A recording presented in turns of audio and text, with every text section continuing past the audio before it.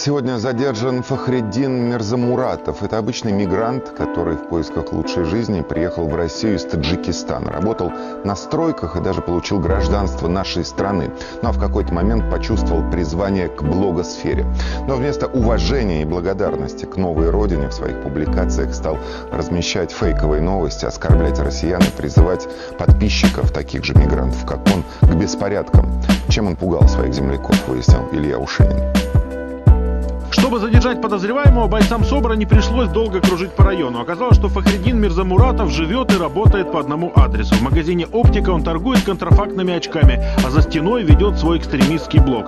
Там он призывает своих соотечественников не подчиняться законам страны, в которую они приехали. В отношении вас возбуждено уголовное дело по статье 207 прим. 1 Уголовного кодекса Российской Федерации. Это вам понятно?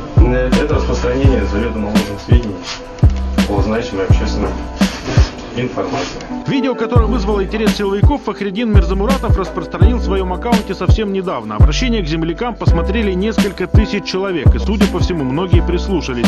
Ведь в среде мигрантов не так уж и много блогеров, поэтому доверие к Фахриддину едва ли не стопроцентное. Сейчас будут делать вакцинацию по всей России.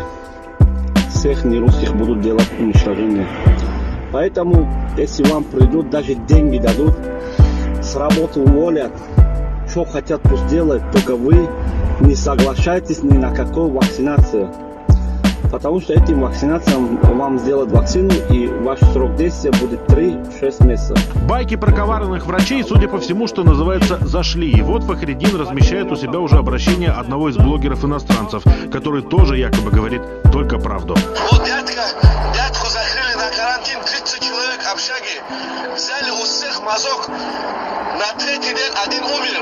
И все 30 человек теперь температурят, короче. Не давайте близким тоже передайте, пусть не дают брать мазок. Вообще через их, с ихними этими, пусть не дают брать мазок. Заболели конкретно все. На вопросы, откуда вот это все, Фахриддин заявил, что знает, о чем говорит. Ведь он с медициной давно на «ты». Кто по специальности? Медбрат. Медбрат? Да. У вас высшего образования даже нет. Вы медбрат. Какое вы имеете право рекомендовать гражданам публично отказываться от вакцинации? У вас образование клизму ставить. Медбрат. А еще раньше популярный блогер призывал своих подписчиков и вовсе убивать. Речь шла о бытовом конфликте, в котором прораб на одной из строек избил приезжего. Мужской поступок. Он должен для себя совершить мужской поступок и должен убить этого русского, убить его вместе с его домочадцами. Если не убьешь, знай, что завтра в судный день ты предстанешь перед Аллахом милостивым и будешь в муках. Впрочем, сейчас в присутствии бойцов СОБРа Фахриддин опять словно ничего не помнит. Убей этого русского с всего семьи. Нет, я не сказал такое. Ну как не сказать? В публичном доступе ваше видео.